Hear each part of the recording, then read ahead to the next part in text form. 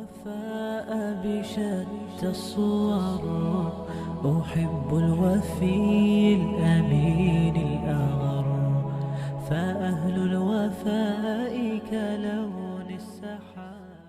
السلام عليكم ورحمة الله وبركاته. Are you guys sitting in the back?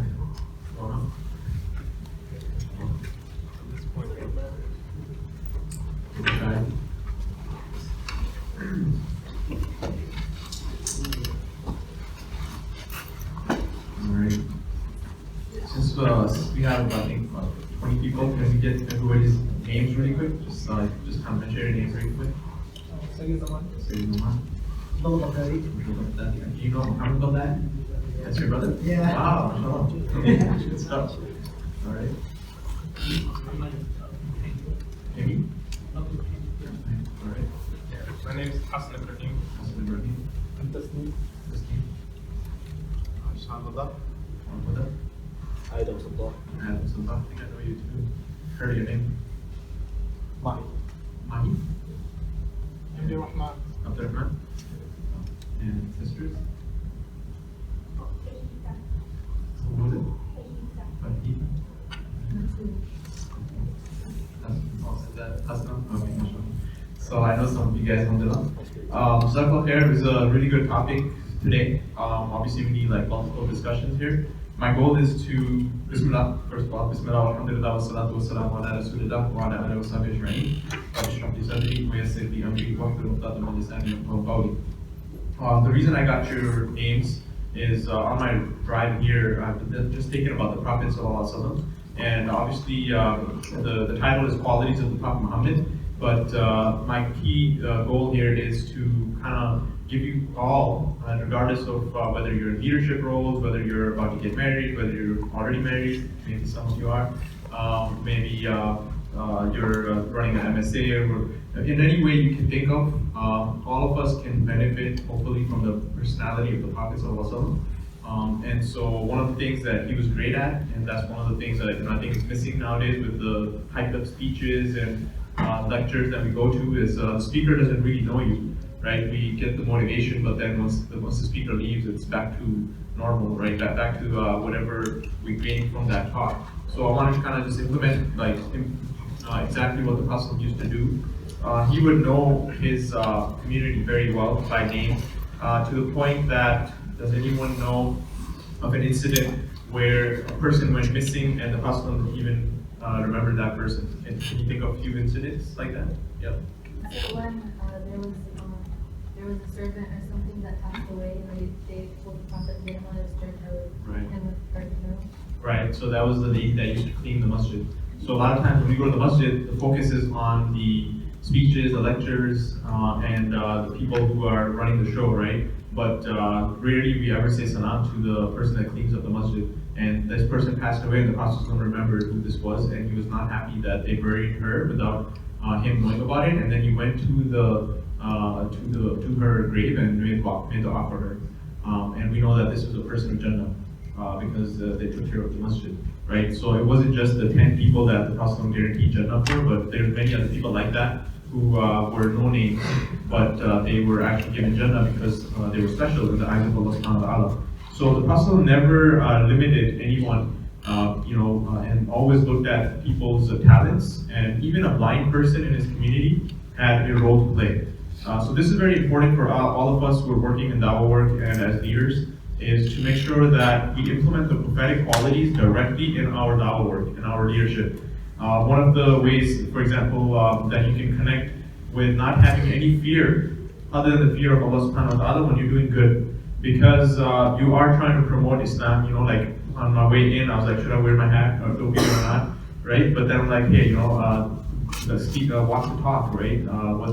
We should be proud, even though this is more of a not a necessity for me to have to give a talk. But what's critical is we should not be shy from things that we are that have something to do with Islam and be worried about it. So like when we do, for example, MSA Islamic awareness weeks and whatnot, we should be proudly telling people about Islam, because you're not saying something, you're bringing people to the truth and something that would be beneficial to them.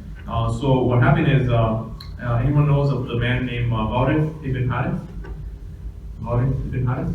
So I'm sure you heard the story. In an incident, this happened after the migration of Medina. So were they allowed to fight in Medina versus Makkah? Yes or no?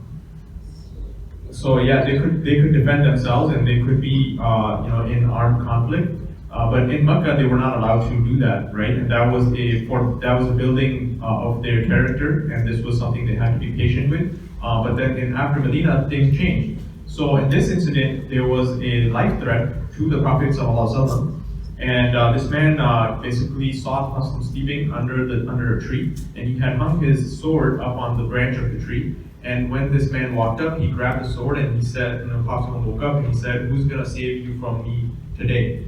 And the Prophet ﷺ, with full confidence, he said, "Allah," right? Like that kind of confidence in his identity. And the man started shivering and the sword dropped out of his hands. So the Prophet picked up the sword and he said, "Who will save you from me today?"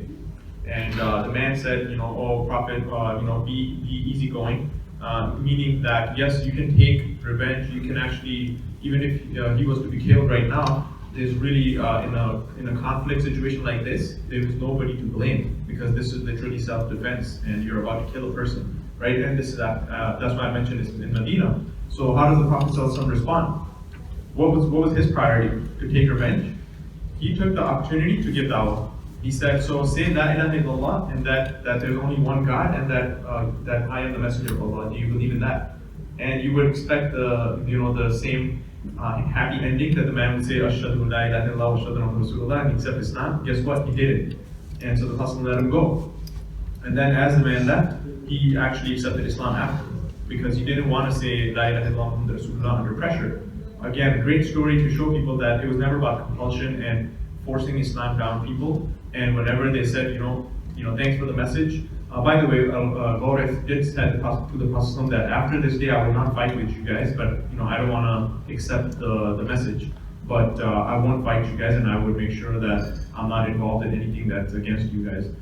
But after he thought about it later, he actually accepted Islam, and he supported the Prophet ﷺ. So the key thing here is really the way the Prophet tackled the situation is the full confidence that he had in Allah subhanahu wa ta'ala.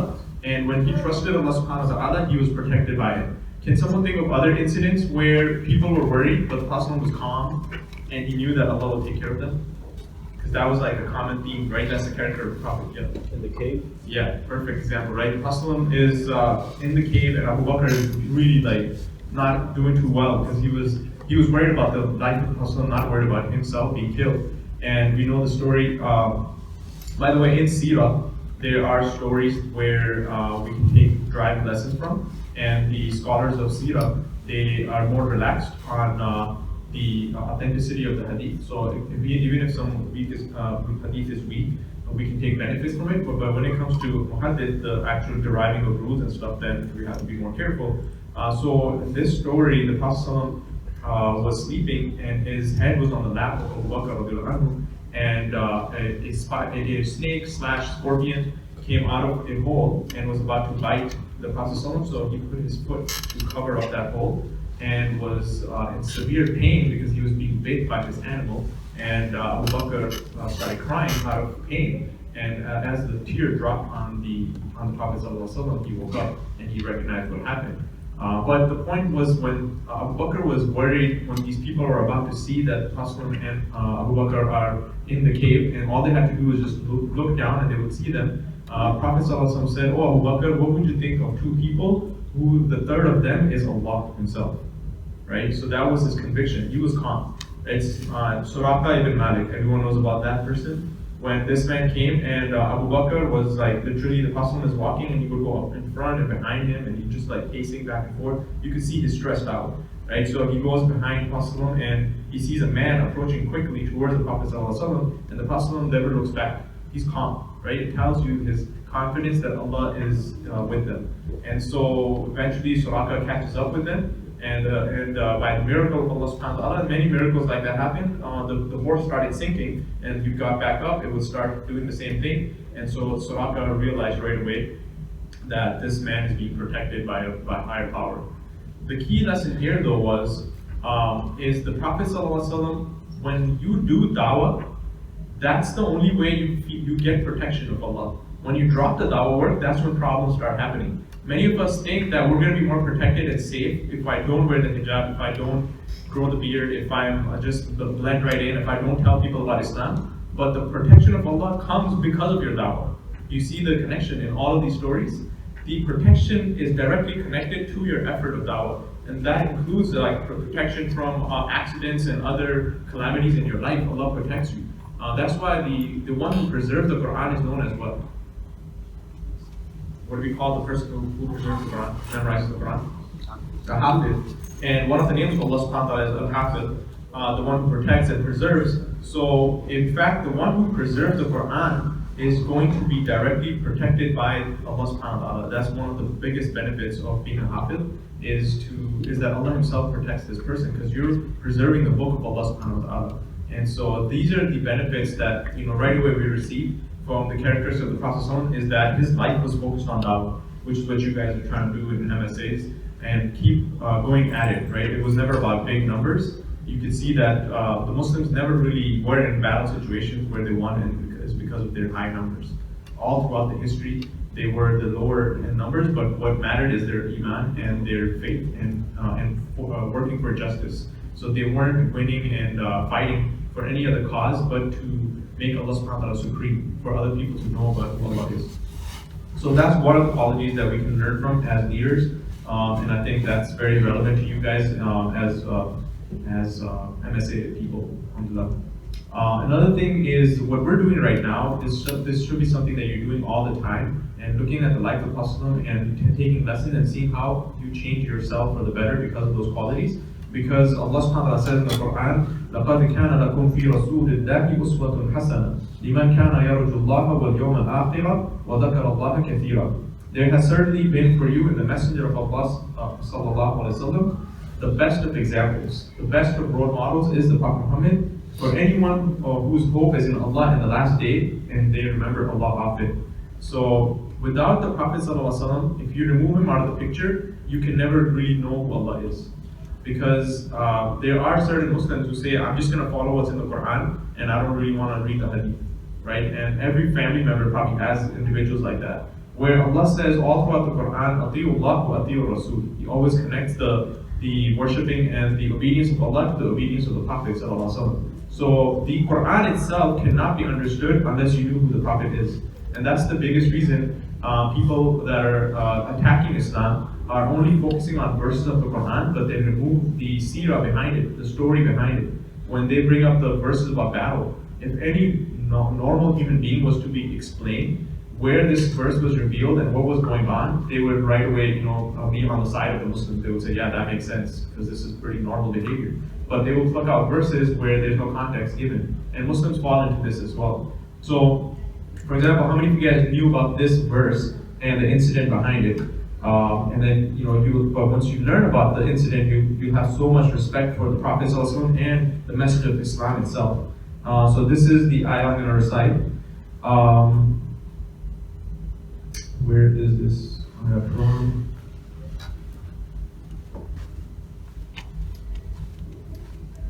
وَمَنْ يَكْسِبْ خَطِيئَةً أَوْ إِثْمًا ثُمَّ يَرْمِ بِهِ بَرِيئًا فَقَدِ احْتَمَلَ بُهْتَانًا وَإِثْمًا مُبِينًا. Does anyone have any idea where this verse is from? But whoever earns an offense or a sin and then blames it on an innocent person has taken upon himself a slander and a manifest sin. Yeah. Was it when Aisha radiallahu anha was accused of doing something? Okay, good guess. So when Aisha radiallahu anha, so you would think that a Muslim is attacked and the Prophet and Allah subhanahu wa ta'ala is preserving their identity. Very good guess, right? So if you have an innocent person and you do something wrong and you put the blame on that person, right? That's a very good guess, but it's not about that incident. Any other guesses? But that was good, right? So once again, وَمَنْ يَكْسِبْ خَطِيئَةً, but whoever earns an offense or a sin, إِثْمًا ثُمَّ يَرْمِي بِهِ بَرِيئًا, and then blames it on an innocent person, فَقَدْ احْتَمَلَ بُهْتَانًا وَإِثْمًا مُبِينًا. So this person had taken upon himself a great slander and a manifest sin.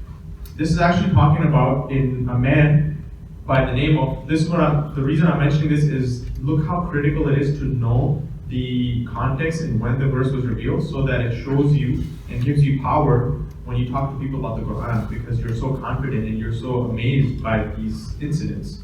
And most of you here probably don't know, just like I did it before, I studied this. And that is a man by the name of Thu'ma ibn Adrak. Thu'ma ibn Adrak. Does that sound like a Muslim name?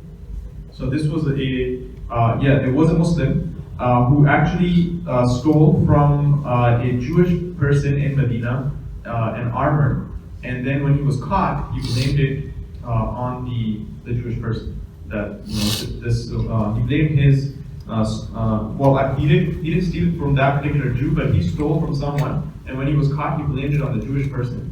And in Revelation, Allah subhanahu wa ta'ala defended the Jewish men. He said, if you are someone who committed a sin and then you blame it on someone, does that not show us justice of Islam? That it's not about Muslims winning, it's about bringing justice, right? So even if a Muslim is wrong, you're wrong, right? So that's the criticality of knowing our verses and the background of them. So why do I bring that up is knowing the Quran is critical for you to know the seerah of the Prophet. So what we're doing here is literally worshiping Allah, right? We're not just listening to a lecture. Learning about the Prophet is not optional. The Sahaba, they used to teach, or the people after, obviously the Sahaba knew the Prophet, but people after would teach their kids about the seerah of the Prophet, just like they would teach them the Quran. So unfortunately, a lot of us have neglected this aspect of the life of the Prophet. And when somebody even brings up why did he marry someone at a young age, some of the youth, it affects their iman, not knowing much about the culture and just using some basic logic. If anyone hated the Prophet more than the people around him, like Abu Jahl and these people, or even like people who did not get killed in Battle of Badr, after the Prophet died, who stayed as disbelievers, wouldn't they have brought this up? That, oh, we have a problem, look what he did, he married this lady at a young age. Because that's not even something that was a problem at that time at all, it was a part of the culture, right? But we're taking a culture that's 1400 years old and trying to apply our culture to that. And we're saying our culture, we're almost like there's arrogance in that, saying that the way we're living right now is the best way to live, and how dare those people live that way, right? So we apply our thinking on a culture that existed 100 years ago. So this is why if you don't know the Prophet and you don't see his personality and who he really was, then when people attack him, sometimes we just go with the flow and it affects our iman. So knowing the Prophet defending him and making him more beloved to ourselves than our own parents, that is the criteria that Islam expects. Do we really love the Prophet more than we love our own parents? Does it make us cry sometimes when we think about the death of the Prophet ﷺ? That the biggest calamity that happened to the believers was the death of the Prophet ﷺ, and how many Sahaba were shattered after his death, and some of them could not even accept the fact that he had died, including his own daughter Fatima, who many scholars say that she passed away because of the grief of the greatest man that ever lived that had passed away. Omar, when he saw the Prophet pass away, that when he was told that the Prophet was passed away, he would not accept that at all. He was in such shock until Abu Bakr had to come and tell him the famous statement that whoever worshipped Allah subhanahu wa ta'ala, Allah subhanahu wa ta'ala lives forever, and whoever worshipped Allah lives forever, and whoever worshipped the Prophet the Prophet passed away. So Omar woke up out of that, and his knees literally collapsed, and he realized what had just happened. So keeping those in mind, I'll just mention one more hadith to again drive the point that this is not an optional thing that we're doing here. This is something we need to delve deep into and increase our love for the Prophet till the point that we love him more than ourselves and our own parents. Who said this? The Prophet said in the following hadith, Jabir said, I saw the Prophet ﷺ on the night of full moon. On that night, he wore red clothing. At times, I looked at the full moon, and at the same time, I looked at the Prophet ﷺ, and I came to the conclusion that the Messenger of Allah was more handsome, beautiful, and more radiant than the full moon. So there are so many physical attributes of the Prophet ﷺ, but at the same time, people talk about his character. And one of the other qualities you can write down, but before I mention that, actually, how many qualities have can someone summarize a few things that we've talked about? What was the first thing? Right. Okay, so the sister there too. So anyone can think of what we've discussed as far as qualities? His taqwa and Allah subhanahu wa ta'ala, Yeah. and his, how much value people around him if he recognizes everybody else. Right, right. So recognizing people who's around them, knowing who's in your community, and no one is lower in the sight of Allah subhanahu wa ta'ala, and regardless whether you're popular or not, for him everyone was equal. Yeah, you think I was going to say something. same thing, okay. How about the priorities in dawah, right? So when you can, whatever you worked hard for was always related to the dawah, and whenever he was personally attacked, he never took it personally. He always he was only mad or affected when people would attack Islam. But when they personally attacked him, he didn't take that personally. So this is very important in dawah. A lot of times when we're in the work of dawah, if someone says something, criticizes us, we take it personally, and that affects the dawah work. Whereas the Prophet ﷺ, he never, if that was to be the case, how many incidents where he would have just given up, right? But he never let that affect his work of da'wah. He kept on pursuing his goals, and look at the success that Allah gave him. Another one is the following ayah, which I'm just going to mention it in English. This is very critical ayah as a backdrop of this talk, where Allah subhanahu wa ta'ala says to the Prophet ﷺ, say, O Muhammad, if your fathers, your sons, your brothers, your wives, your relatives, your wealth, and what you have obtained, your commerce within what you fear decline, and your dwellings with which you are pleased in. So literally every possible thing that you and I desire, when you're in school right now, maybe you don't desire the big dwellings, because right now it's about trying to get that job. And once you get the job and you start securing some of that investment, then you want the bigger dwellings. So all of that, Allah subhanahu wa ta'ala mentioned here, is 8 different things. If you love your brothers, your sons, your fathers, your wives, your relatives, your wealth, the commerce business that you fear decline, and the dwellings that you're pleased with. So 8 things are listed. And Allah subhanahu wa ta'ala says, if your love for these 8 things is more than the love of Allah, His Messenger, and the jihad for the sake of Allah, struggling for justice, struggling for the truth of Islam, then wait. And then Allah executes His command, and Allah does not guide the divinely disobedient people. So Allah subhanahu wa ta'ala is giving a severe warning in this verse for people whose love for these material things is above the love of Allah and His Messenger. And loving these things is normal, right? Most of us have love for wealth, and that's natural. But to let that love supersede and go above the love of the other 3 things mentioned in this verse is very dangerous. So in here, Allah subhanahu wa ta'ala mentions love for your parents, which is something that all of us are obliged to do. In fact, we're obliged to respect them, but you can't naturally love a person if they are abusive to you. So the expectation Islamically is at least you have to have respect for them, even if they're not good to you. But then Allah also mentions the love for children, which is a natural type of love. Everyone loves their children. Then Allah subhanahu wa ta'ala mentions the love for your spouses, which is a passionate type of love. Then Allah mentions love for land and dwellings, which is a different type of love. So all of these loves are mentioned, and then the love of, what are the 3 things? What's on the opposite side? Allah, His Messenger, and the struggle for Islam. If these 8 have more love over the love of these 3 things, then there's a warning. Then wait till Allah executes His command. May Allah protect us and make us of those who have more love for the Messenger of Allah and Allah Himself above all of those things. In Sahih Bukhari, the Prophet ﷺ said the following. And again, pay really close attention. If I was to say, let me actually ask you guys, is there someone here that could claim that they actually felt the sweetness of Iman in certain moments in their life? That you could just kind of taste the sweetness of Iman, it was so powerful? Yeah, so any incident when that happened? Swallowing the anger, especially when you just want to explode or say something, but just swallowing it. Yeah. MashaAllah. So she said that when you have the ability, in this case, to say something, but you hold yourself back, swallow your anger, you feel the sweetness of Iman. What else? In fact, lowering the gaze, this is mentioned that when you lower your gaze for the sake of Allah subhanahu wa ta'ala, you feel the sweetness of Iman, right? So, how about like somebody did maybe they did Hajj or other things, right, that increase their Iman? Where here Allah the Prophet mentioned this hadith, three ways that you can receive the sweetness of Iman. And what's important here is the Prophet doesn't mention anything about worshipping Allah.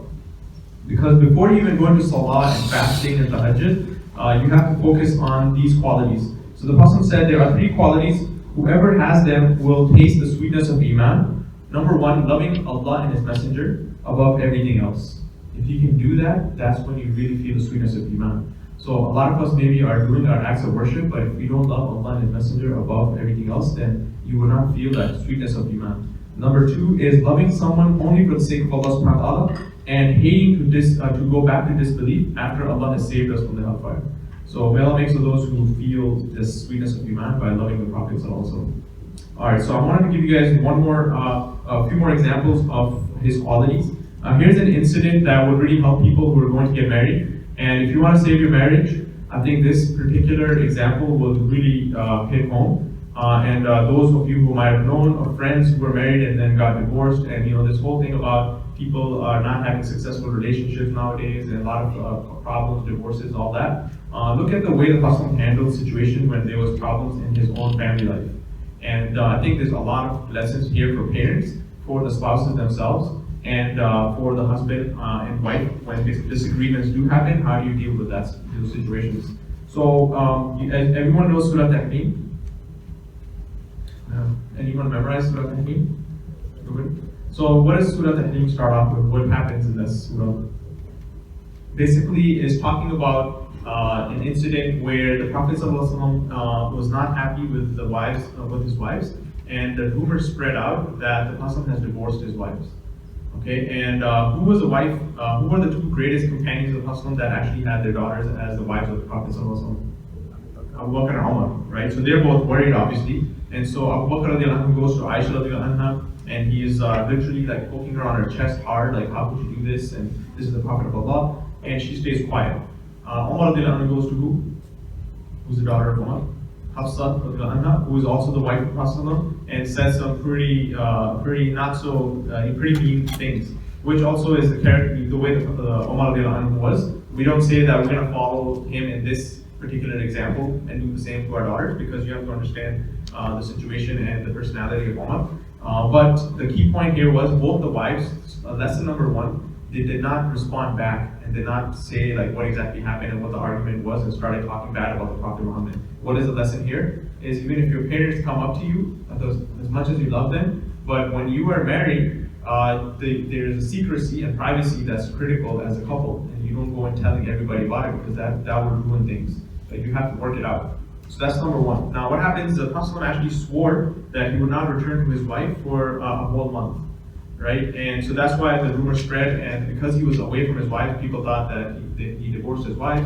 And then Umar comes in, he sees the Prophet and he's laying on a straw mat, and we know this particular story really well as well. When he sees the marks on the back of the Prophet, he starts crying that the kings of Persia and the Roman Empire have all these palaces, and you're the Prophet of Allah, and this is the situation. And the Prophet smiled and he said that, aren't you happy with what we're going to earn in the hereafter, right? And then he pointed to Omar, kind of like, it's all good, I haven't divorced my wives. Just with a sign, he was able to get the word out. He didn't have to go in long, complaints about his wives, and I can't believe they did this. Literally just kind of used his hand as a gesture to say that everything's all good. So then, the story doesn't end, and this is where now we're going to talk about the quality of the Prophet, which is the best person when it came to diffusing a tough situation, where most of us fail, and that's why the relationships break apart. So Prophet goes back home, Aisha, and then it's only been 29 days. So he goes back to Aisha, and she says, "You're already back? Didn't you say you were going to be gone for a month?" That's like a stab, right? Like, if you, as a man, you're like, are you serious right now? So what would a man typically do, right? He would be like, all right, forget you, I'm gone for another month, right? And we'll get angry, is this how you're going to treat me? I come back after 29 days and that's what you're going to say, at least I'm back, right? And subhanAllah, none of that happened. What did the Prophet say? He simply said that in Islamic calendar, sometimes a month is 29 days and sometimes 30 days. And completely diffuse the situation and back to normal. How many of us, our marriage would have been ruined right there, right? Because we don't know the art of prophetic diffusion qualities, how he used to save relationships, and how he was able to, apply that type of thinking in any type of relationship.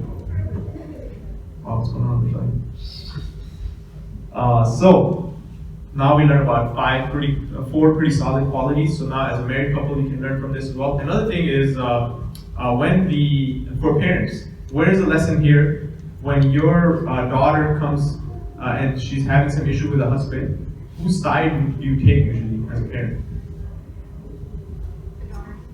Yes, right? So you should do the opposite. Not the daughter or son, whoever, but basically, as a parent, we want to take the, so like if it's the son who's having the issue with the spouse, the mom comes, the father, and like, I knew it, I've been telling you not to marry that girl, and they start saying bad things. Instead, they should be advising their own child. The own child should be getting advised rather than taking the side of the husband or the opposite. You get the point, right? So when your daughter is married and then she's complaining about her husband and you're like, yeah, I knew that guy was not right for you, right? That's actually ruining marriages. Parents are a major factor many times in ruining marriages because they never want to consider that maybe their own kids could be wrong. So in this incident, we also learned that Omar and Abu Bakr, they went to their kids first and they inquired what went wrong, as far as their particular character. They focused on their children rather than blaming the Prophet ﷺ. And so in this incident, we learn what to do as couples. We learn what happens if we were parents and our kids came after marriage with these issues. And it's a complete, therapy session pretty much where you learn about these negotiation skills.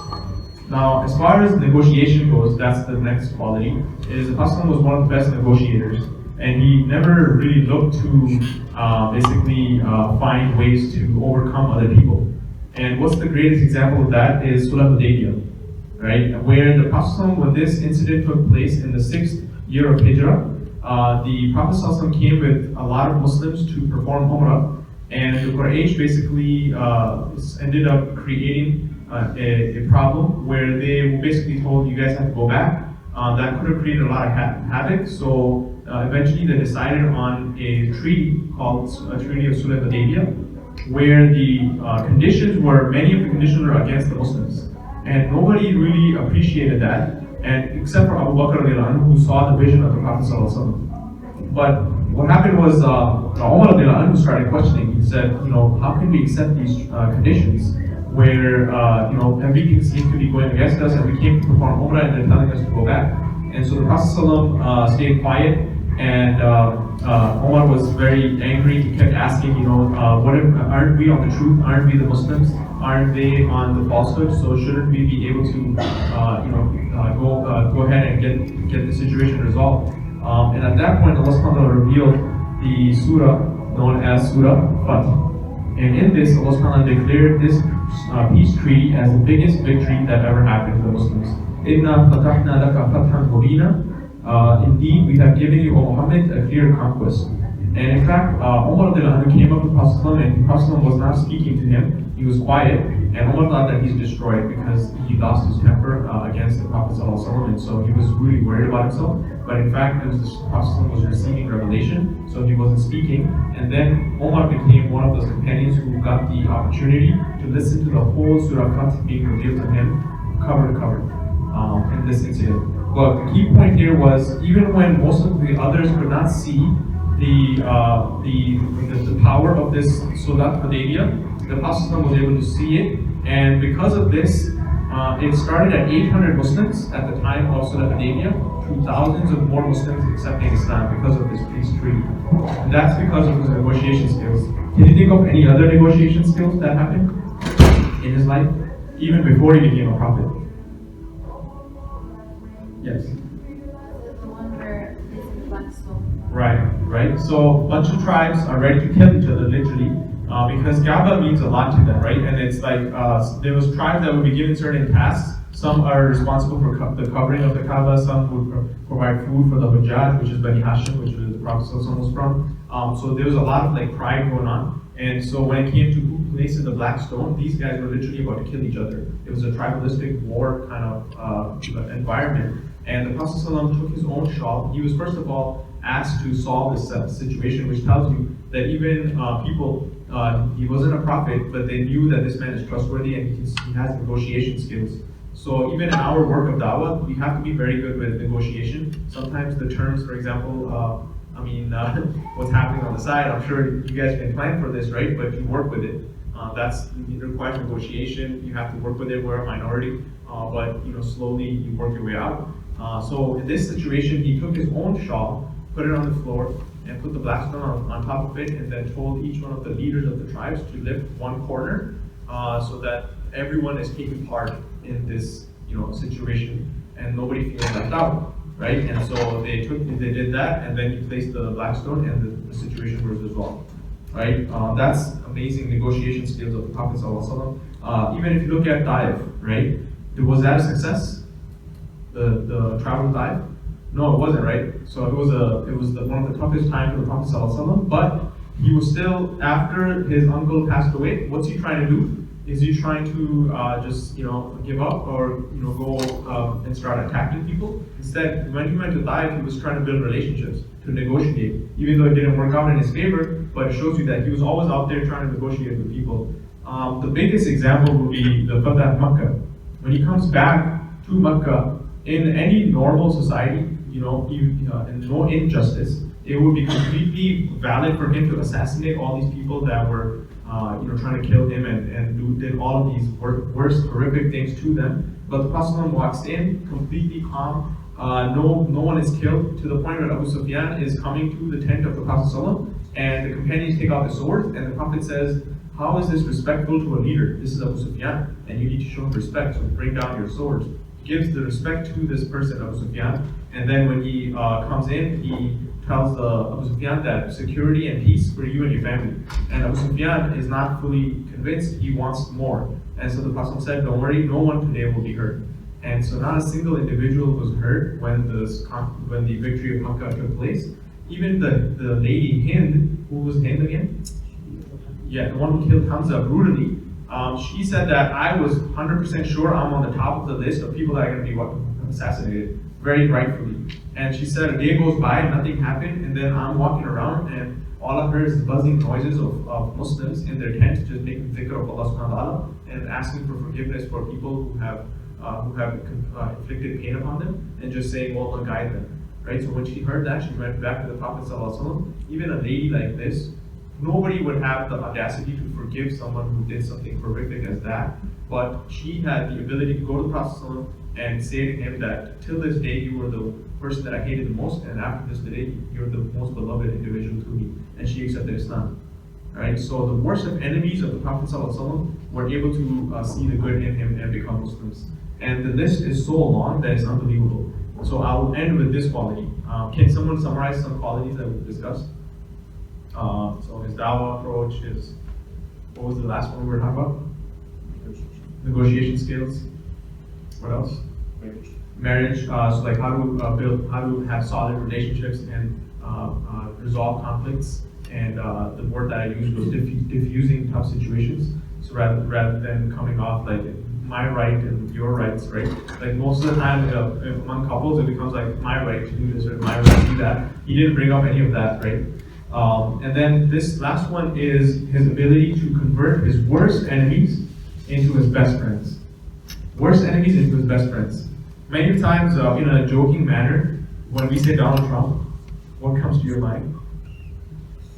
Like, we hate him or whatever, like negative feelings. But does anyone ever think that maybe he accepts Islam?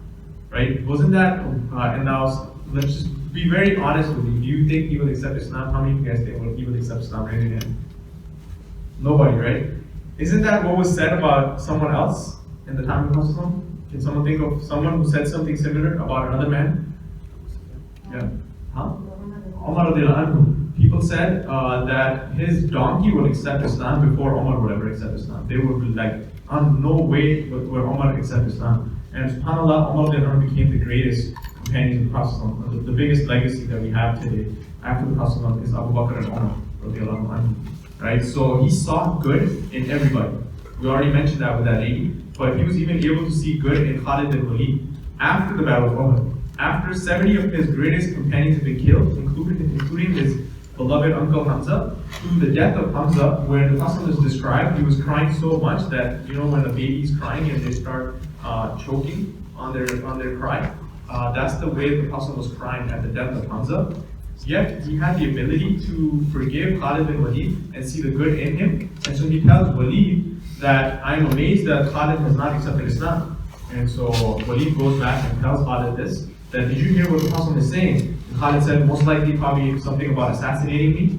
And they said, no, he's actually saying that he's surprised that you haven't accepted Islam because of how smart you are. And so when Khalid heard that, it completely, melted his heart, and he started realizing that all these fights were not for the right cause, and he should have just accepted Islam a long time ago, and he went and accepted Islam. So Khalid bin Walid accepts Islam. Abu Jahl's son, Ikramah ibn Abu Jahl, when the Prophet find out, he came and he even knew for him to inquire about the son of his greatest enemy shows you character, right? So he said, "Where's Ikramah?" And the wife of Ikramah ibn Abu Jahl says that he flew away because he realized that you're coming, and he said to tell him to come back and that he guaranteed security for him. The man comes back and accepts Islam, right? The son of Abu Jahl accepted Islam and died as a shaheed afterwards. The very individual that I talked about, what we didn't really talk about is Suhail ibn Amr, who was the one basically arguing with the Prophet at the time of Surah Hudaybiyah and saying, "No, we don't want this condition and wipe this part out, and we don't really believe in the lesson of Allah, so take that part out." Right? That particular man became the reason for a very critical situation later, where he spoke for the Prophet because he was a very poetic and very good speaker. So he actually protected and preserved Islam later, and he accepted Islam. The same man who was a disbeliever at the time of Surah Hudaybiyah. And Wahshi, would you ever forgive someone like Wahshi, who the way he killed your uncle and literally was hired to assassinate your uncle, to the point where the Prophet had difficulty being around Wahshi because it would remind him of Hamza. He didn't hate Wahshi, and he started sending letters to Wahshi to bring him to Islam. Right? Most of us, we get caught, like if you get cussed or if somebody says something bad to you in anger, that's the end of our relationship with that person. The Prophet was able to forgive Wahshi and still see the benefit, and maybe this man would accept Islam, and that's exactly what happened. And how did Wahshi benefit Islam? What happened? Where did Wahshi actually do something that actually was a great defeat against the disbelievers later in his life? Anyone knows Musaylama ibn Kadhab? The false prophet that came up, Wahshi was the one that was responsible, and he took him out basically later in a war situation. So this is how the Prophet saw good in everybody. And I know we're out of time, but I'll just give you like one or two last examples. We know about Abdullah ibn Maktoum. What was the situation with this man? He was blind. And guess what? Would we find somebody disabled in our community and see good in them and see that maybe we can utilize their skill? So subhanAllah, I was actually inspired by this particular story. And if you go on Kabila Ittihad's website, you'll see one of the disabled students who was talking about the Ilfest. Anyone saw that video from the Kabila Ittihad people? Right? That was the way, literally this incident, I'm trying to extract, how do we take benefit? Yeah, these are good stories, but what do we do? So I looked at this individual who could barely walk, and I just loved his character, and I said, can you make a quick video? And when anybody would see that, even though he's not like a hype speaker, but you can see the sincerity in his voice, and you're like, man, mashallah, right? So that's like how Hassan was able to utilize. So what did he do for Abdullah ibn Maktoum? Abdullah ibn Maktoum was actually one of the mu'adhin on top of Bilal radiallahu anhu. There used to be 2 adhans for Fajr, right? So he used to do the first adhan and Bilal would do the second one. And he also was the one that used to hold the flag of the Muslims in a war situation and then just kind of walk around with it. Another man was by the name of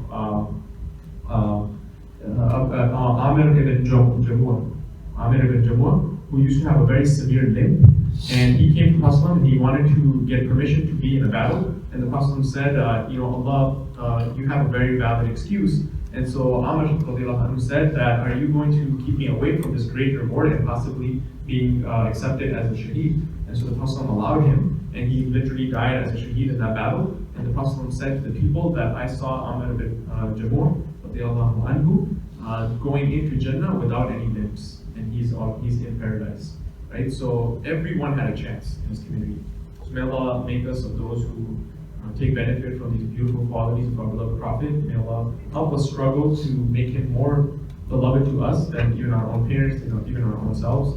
And may Allah allow us to feel and experience the sweetness of Iman. Jazakallah khair, guys. May Allah forgive me for anything wrong that was said. Anything good was from Allah subhanahu wa ta'ala. Subhanahu wa ta'ala. Assalamu alaikum wa rahmatullahi wa barakatuh. أهل الوفاء كلون السحاب وحسن الربيع وماء المطر. أحب الوفاء بشتى الصور أحب الوفي الأمين الأغر. فأهل الوفاء كلون السحاب وحسن الربيع وماء المطر. مقامهم فوق رأس الجبال.